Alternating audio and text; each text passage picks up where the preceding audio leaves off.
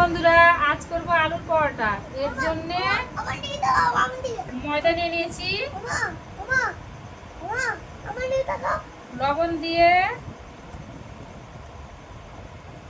সাদা তেল দিয়ে দিলাম, গরম জল দিয়ে ময়দাটা মেখে রাখবো।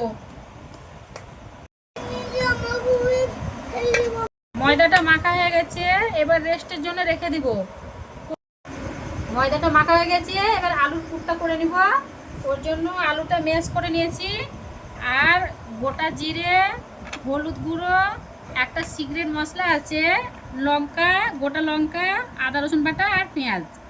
এবারে পুরটা বানিয়ে নিব। আদা তেল দিয়ে দিলাম, গোটা জিরা দিয়ে দিলাম, পেঁয়াজ দিয়ে দিলাম, মশলা দিয়ে দিলাম, এবারে নুন দিয়ে দিলাম, এরপরে আলু দিয়ে দিব।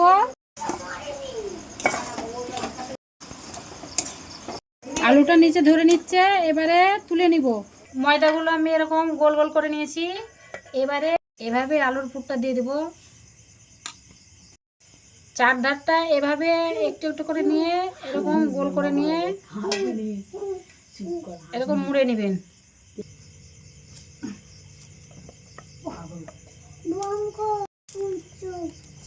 এভাবে একে একে সবগুলোই বেলে নিব।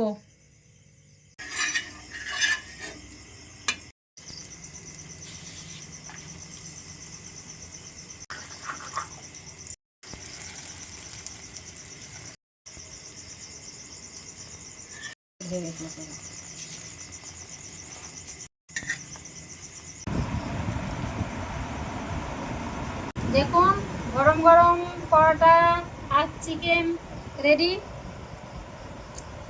দেখুন কতটা নরম হয়েছে। বিসমিল্লাহ।